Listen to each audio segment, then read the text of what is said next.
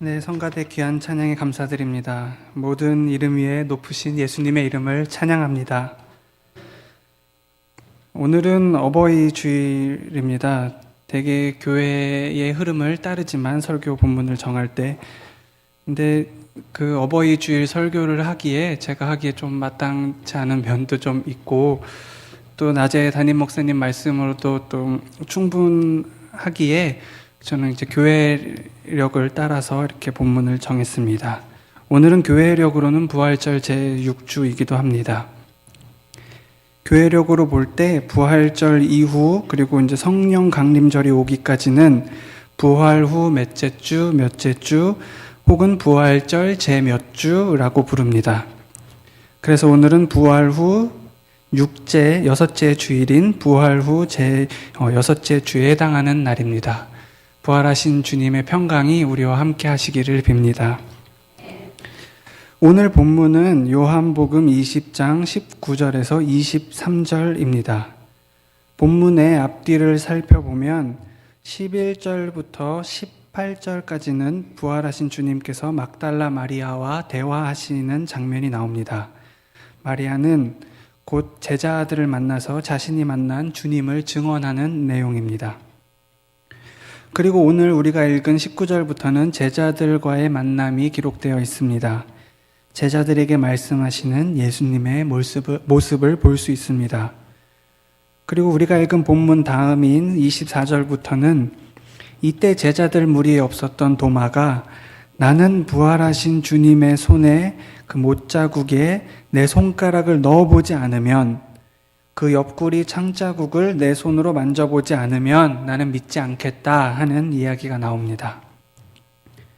본문을 앞뒤로 더 확장해서 살펴보면 역시 부활하신 주님과 만난 사람들의 이야기가 짧은 토막 형식으로 연이어져 있음을 보게 됩니다. 이러한 부활 이야기들 가운데 하나로 오늘 우리가 읽은 말씀이 들어 있습니다. 19절, 20절, 21절, 22절, 23절 이렇게 5절의 짧은 구절이지만 한 문단, 한 단어도 쉬이 읽을 수 없는 꽉 찬 문장들이라고 생각합니다. 그래서 이 본문을 한 번 더 끊어가면서 읽고 살펴보려고 합니다. 19절인데요. 이날 곧 안식 후 첫날 저녁 때에 주님이 부활하신 날이죠. 이 이야기는 주님께서 부활하신 바로 그날에 있었던 일입니다. 제자들이 유대인들을 두려워하여. 그런데 주님이 부활하신 그날에 제자들의 마음은 이 부활하신 그날에 두려움으로 가득 차 있었습니다. 특히 유대인들을 두려워했습니다. 요한복음에서 이 두려워하다라는 단어는 총 5번이 쓰였는데 그 본문을 찾아보면 이렇습니다. 제가 읽어보겠습니다. 7장 13절에 나오는데 그러나 유대인들을 두려워함으로 드러나게 그에 대하여 말하는 자가 없었다. 또 9장 22절에 그 부모가 이렇게 말한 것은 이미 유대인들이 누구든지 예수를 그리스도로 시인하는 자는 출교하기로 결의하였으므로 그들을 무서워했다. 12장 42절에도 그러나 관리 중에는 그를 믿는 자가 많되 바리새인들 때문에 드러나게 말하지 못하니 이는 출교를 당할까 두려워했다. 또 19장 38절에 아리마대 사람 요셉은 예수의 제자이나 유대인이 두려워 그것을 숨겼다. 그리고 오늘 우리가 읽은 본문이죠.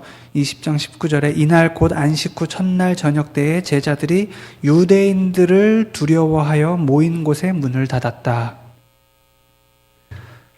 흥미로운 것은 이 5번의 두려워하다라는 단어가 쓰인 것이 모두 그 대상이 유대인이나 혹은 바리새인들을 향하고 있었으며 그 이유는 출교, 즉 자신이 속한 종교 그룹에서 퇴출될까 봐 두려워한 것이었다는 겁니다. 이 부분은 따로 두고 생각해 봄직한 그런 주제라고 생각합니다. 그 다음을 계속해서 읽어보면 모인 곳에 문을 닫았더니 지금 세상을 향해 나아가야 할 제자들은 도리어 그들 자신의 문을 닫아두었습니다. 이날은 주님께서 부활하신 날이었지만 제자들의 마음속에는 도리어 두려움으로 가득했습니다. 예수께서 오사 가운데 서서 이르시되, 지금 예수님은 이러한 제자들을 찾아오셨습니다. 그리고 그들의 가운데에 서서 말씀하셨습니다. 왜 하필 가운데고 또 서서 말씀하셨을까요? 이런 세밀한 묘사는 아마도 당시 이를 기억한 사람들의 증언에 따른 것이라고 생각됩니다. 그리고 너희에게 평강이 있을지어다. 이것은 예수님의 인사입니다. 유대인들은 만날 때 샬롬하고 인사했습니다. 이것을 헬라어로 표현하면 오늘 본문의 에이레네이고, 아마 이것을 우리말로 하면 얘들아 안녕, 이 정도가 될 것입니다. 부활하신 주님께서는 문을 걸어 잠그고 두려워하는 제자들에게 찾아오셔서 말씀하셨습니다. 얘들아 안녕하니. 이 말씀을 하시고 손과 옆구리를 보이시니, 예수님은 자신이 누구인지를 제자들에게 보여주셨습니다. 손과 옆구리에 아직 선명한, 그리고 다 아물지 않은 상처를 보여주셨습니다. 제자들이 주를 보고 기뻐하더라. 지금 어느덧 두려움은 온데간데 없이 사라지고 제자들의 마음속에 기쁨이 생긴 것을 알 수 있습니다. 제자들의 마음이 좀 이랬다 저랬다 하죠.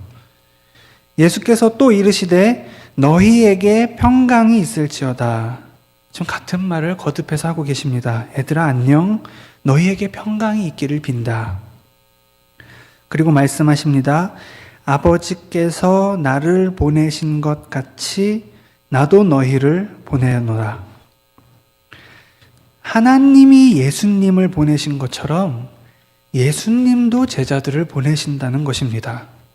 놀랍습니다. 제자들의 파송은 마치 하나님이 이 땅에 예수님을 보내신 것과 같다는 것입니다. 이를 두고 어떤 역사가는 이 본문을 이렇게 평가합니다. 이는 예수님의 생애에서 교회의 역사로 전이되는 장면이다.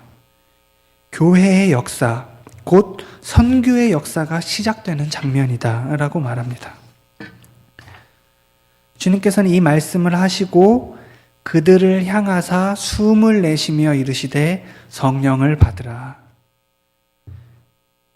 이것은 상당히 구약적인 표현으로 읽힙니다. 창세기 초반부에 나오는 그 인류의 창조 기사를 떠올리게도 합니다.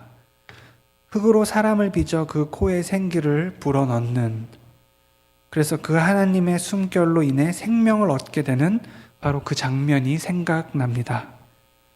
그래서 이것은 마치 인간이 새롭게 재창조되는 광경처럼 보이기도 합니다. 이렇듯이 주님께서는 보냄의 자리, 파송의 자리에서 그들을 홀로 두지 않으시고 성령, 하나님의 영, 그리스도의 영으로 불어 넣어 주셨습니다. 이제는 너희가 하나님께서 불어 넣으신 생명, 그 생명의 영으로 살아라 라는 것입니다. 이제 마지막 23절인데요. 너희가 누구의 죄든지 사하면 사하여질 것이요 누구의 죄든지 그대로 두면 그대로 있으리라 하시니라. 제 생각에 이 부분은 조금 어색합니다. 왜 이야기가 이렇게 연결되는지 의아스러운 면이 있습니다. 제자들에게 지금 처음 모습을 드러내시면서 하시는 말씀, 그 끝이 사죄의 말씀이라는 점은 성경을 읽어내려가던 호흡을 한번 끊고 잠시 머물러 있게 합니다. 지금 가운데 계신 서 계신 예수님 주변에 앉아있는 제자들은 불과 며칠 전까지만 해도 예수님 자기 스승을 버린 사람들이었죠. 어떻게 보면 그들은 예수가 여기 있다 라고 또다시 밀고 할 수 있는 잠재적인 가룟 유다들일 수도 있습니다. 그들 마음은 지금 두려움으로 가득 차 있었습니다. 누구는 이 본문을 두고 이런 의문을 갖습니다. 누구의 죄는 사하고 누구의 죄는 그대로 두라는 어떤 선택과 배제를 말하는 건가? 물론 이런 의문은 일면 또 해봄직도 한 것처럼 보이기도 하지만 이 말씀을 하신 분이 예수님이라는 걸 알면 이것은 그 뜻이 헷갈릴 수가 없는 말씀입니다. 마샬 맥루한이라는 사람이 매체가 메시지다라는 말을 했습니다. 메시지를 전하는 사람, 그 메신저가 곧 메시지라는 겁니다. 같은 말도 그 말을 하는 사람이 누구냐에 따라 그 뜻이 결정된다는 말입니다. 예를 들어서 제가 여러분들에게 예수 똑바로 믿으세요 라고 한다면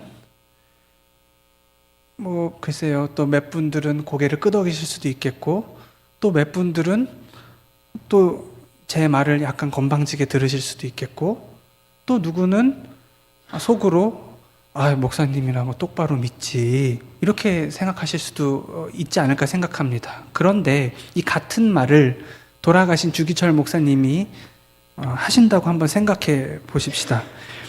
일제 치하의 모진 고문에도 굴하지 않으셨던 그 대쪽 같은 모습으로 이 자리에 지금 꼿꼿이 서서 예수 똑바로 믿으세요 라고 하면 그 말의 무게와 의미는 제가 한 말과는 전혀 다르겠죠. 메신저가 메시지다라는 말은 바로 이런 경우에 해당하는 말일 겁니다. 그렇다면 십자가에서조차 저들의 죄를 사하여 주옵소서 말씀하시던 그 예수님을 기억한다면 이 본문을 두고 우리가 골라가면서 용서해도 된다는 말로 들을 수는 없을 것이며 이는 오히려 그 누구를 무방하든지 용서하라는 그런 무차별적인 사죄를 말씀하는 것일 겁니다. 이렇게 살펴본 이 5절의 말씀 중에서 파송의 말씀인 나도 너희를 보내노라를 오늘 설교의 제목으로 삼았습니다. 이는 부활하신 주님께서 제자들에게 하신 말씀을 오늘 우리에게 주시는 말씀으로 삼고자 함입니다. 예수님은 우리를 향한 파송의 메시지를 남겨두셨습니다. 아버지께서 나를 보내심같이 나도 너희를 보낸다. 누구를 위한 보냄일까요? 세상을 변화시키기 위해서? 아니면 세상을 용서하기 위해서? 선교학자인 양권석 교수라는 분은 선교에 대해서 말하면서 선교는 세상을 변화시키기 위한 것이다 라는 생각에서 선교는 교회를 변화시키기 위한 것이다 라는 생각으로 이동할 필요가 있다고 말합니다. 왜냐? 선교하지 않으면 교회는 교회가 아니죠. 선교는 교회가 되기 위한 것이고 또 교회가 교회로서 살아남기 위한 것이 곧 선교라는 것입니다. 그러니 이것이 어찌 남을 위한 일이라 말할 수 있겠냐는 것입니다. 선교를 통해 교회가 변한다는 인식, 교회가 변하기 위해 선교한다. 인도에서 만난 한 선교사님이 제게 이런 말을 했습니다. 나눔이란 남아서 나누는 게 아니다. 우리는 나눔으로써 우리 자신이 살아남기에 나누는 것이다. 무슨 말일까요? 나눔이란 우리의 잉여를 건네주는 어떤 구제나 봉사가 아니라는 겁니다. 우리는 진정한 나눔을 통해 인류애를 깨닫고 인간으로서의 존엄함을 스스로 잊지 않게 된다는 말입니다. 따라서 선교란 어딘가에 우리의 남는 에너지를 쏟아넣는 것이 아니라 우리 삶의 본질입니다. 보냄 받은 자로서 살기 위한, 우리에게 생명을 주신 그분의 파송 명령대로 살기 위한, 곧 우리 자신을 위한 선교이기도 하다는 것입니다. 예수께서 우리에게 불어주신 그 생명의 호흡으로 성령의 바람대로 우리를 세상 가운데 파송하신 그 부르심을 따라 살기 위해 우리는 선교의 자리로 나아가는 것입니다. 그렇다면 이런 선교적인 삶, 파송받은 자로서의 삶은 어떠한 것일까요? 오늘 본문은 그에 대해 매우 단순하게 이렇게 설명합니다. 예수님은 우리를 보내시는데 그것이 마치 하나님이 그 아들 예수를 세상에 보냄같이 우리를 예수님처럼 세상으로 보내신다는 것입니다.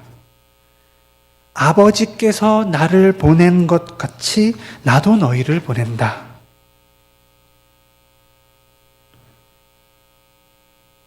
굉장한 말씀 아닙니까? 몇 주 전에 태안에서 교회를 개척해서 아내하고 어린 아들하고 그리고 장인, 장모님이 성도의 전부인 그런 사촌형을 만났습니다. 같이 광화문 카페에서 만나서 이제 이런저런 얘기를 나누다가 형이 갑자기 이제 이런 얘기를 하더라고요.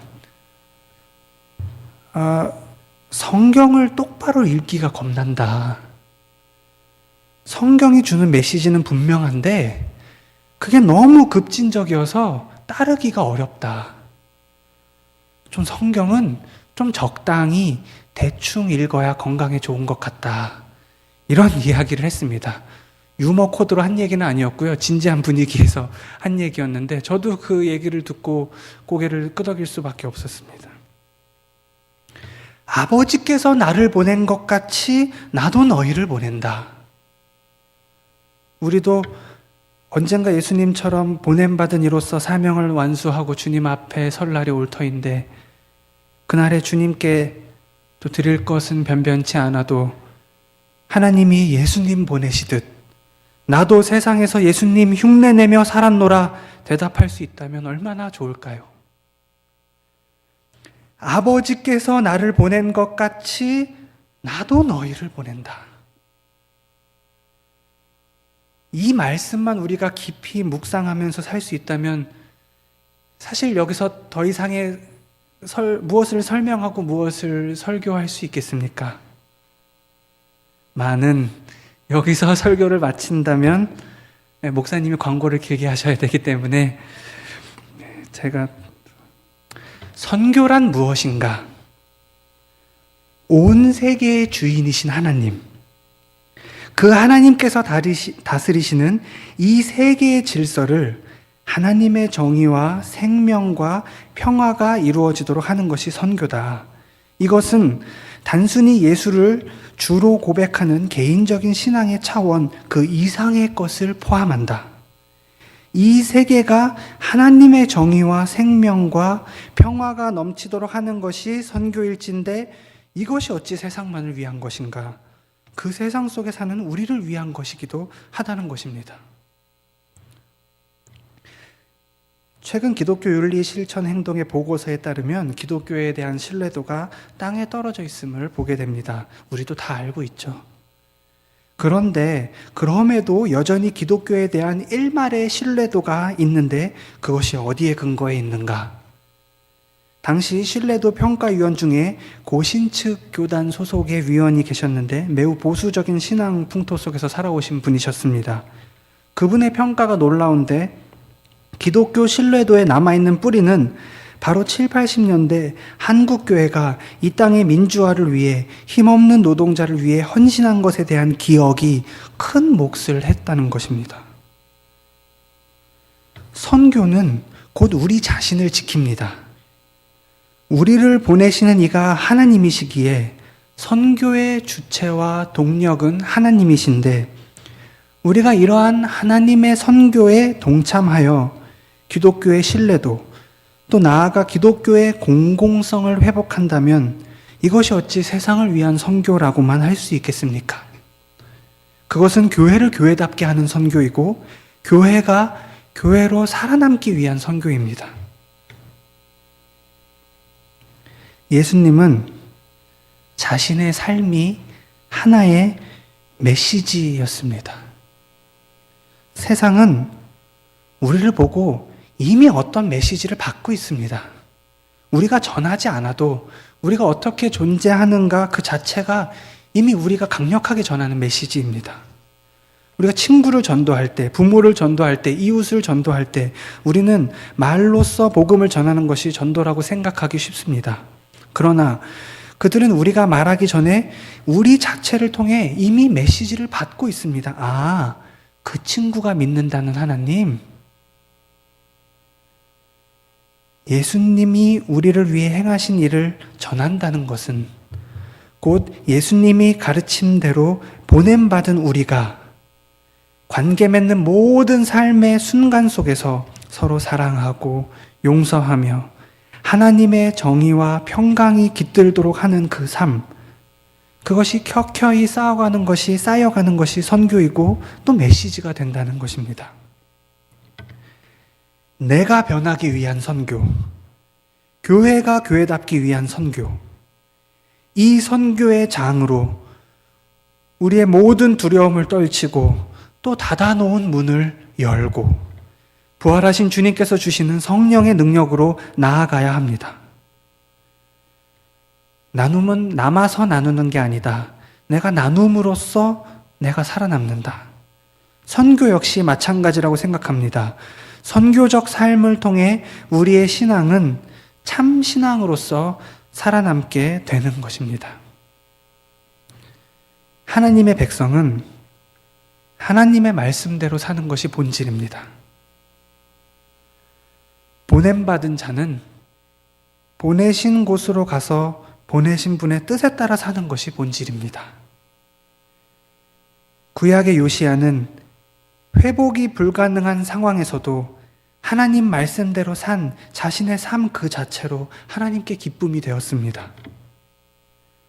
부활하신 주님께서 제자들에게 주시는 음성을 우리에게 주시는 말씀으로 알고 우리 안에 모든 두려움을 몰아내고 또 닫힌 문들을 하나하나 열고서 예수님처럼 세상을 화해시키며 주님께서 주시는 평강을 전하는 삶, 그러한 삶이 곧 메시지가 되고 선교적 삶이 될 것입니다.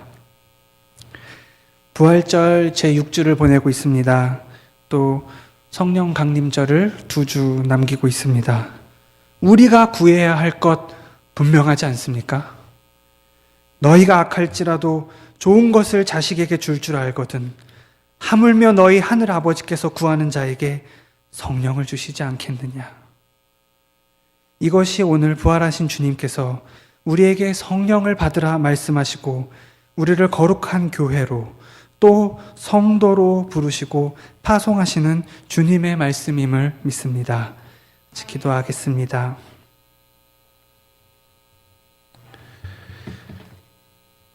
하나님 아버지, 저희들을 성령으로 충만하게 하여 주십시오. 보냄받은 자로서 선교적 삶을 살게 하여 주옵소서. 날마다 우리를 일깨워 주시고 바른 길로 인도하여 주옵소서. 예수님의 이름으로 기도합니다. 아멘.